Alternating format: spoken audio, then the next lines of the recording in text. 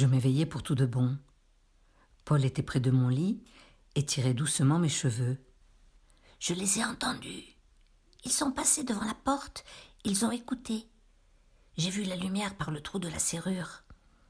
Après, ils sont descendus sur la pointe des pieds. » Un robinet coulait dans la cuisine. J'embrassai Paul et je m'habillai en silence. La lune s'était couchée, il faisait nuit noire. À tâtons, je trouvai mes vêtements. « Qu'est-ce que tu fais ?»« Je vais avec eux. »« Ils ne te veulent pas. »« Je vais les suivre de loin, à l'indienne, pendant toute la matinée.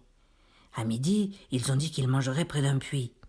Alors, à ce moment, je me ferai voir, et s'ils veulent me renvoyer, je dirai que je vais me perdre, et alors ils nous auront pas. »« Peut-être que tu vas recevoir une bonne gifle. »« Tant pis, j'en ai reçu d'autres, et des fois pour rien du tout. »« Si tu te caches dans les broussailles, peut-être l'oncle Jules te prend pour un sanglier, et il te tue. Ce serait bien fait pour lui seulement, toi tu seras mort. »« Ne t'inquiète pas pour moi. » Grâce à un emprunt discret à Fenimore Cooper, j'ajoutais « La balle qui me tuera n'est pas encore fondue. »« Et maman, qu'est-ce qu'il faut lui dire ? » Est-ce qu'elle est en bas avec eux ? Je ne sais pas. Je ne l'ai pas entendu. Je lui laisserai un petit billet sur la table de la cuisine. Avec de grandes précautions, j'ouvris la fenêtre, sans toucher au volet extérieur. Je grimpai sur la barre d'appui et je collai mon œil au trou de la lune. Le jour pointait.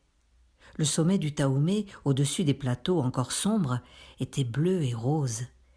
En tout cas, je voyais nettement le chemin des collines. Il ne pourrait pas m'échapper. J'attendis. Le robinet ne coulait plus. « Et si tu rencontres un ours ? On n'en a jamais vu dans le pays. Et peut-être qu'il se cache. Fais bien attention. Prends le couteau pointu dans le tiroir de la cuisine. » C'est une bonne idée, je le prendrai. Dans le silence, nous entendîmes des pas sur des souliers ferrés. Puis la porte s'ouvrit et se referma. Je courus aussitôt à la fenêtre et j'entrebâillai très légèrement les volets. Les pas faisaient le tour de la maison. Les deux traîtres parurent et commencèrent à monter vers la lisière des pinèdes.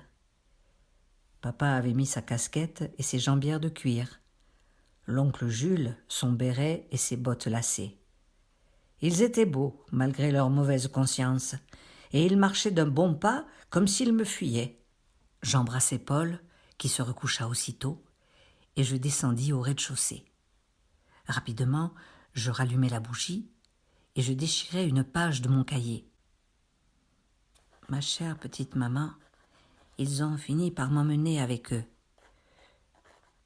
Ne te fais pas de mauvais sang. Garde-moi de la crème fouettée. Je te fais 2000 bises. » Je mis ce papier bien en évidence sur la table de la cuisine, puis je glissai dans ma musette un morceau de pain, 2 barres de chocolat, une orange. Enfin, serrant le manche du couteau pointu, je m'élançai sur la piste des fusilleurs.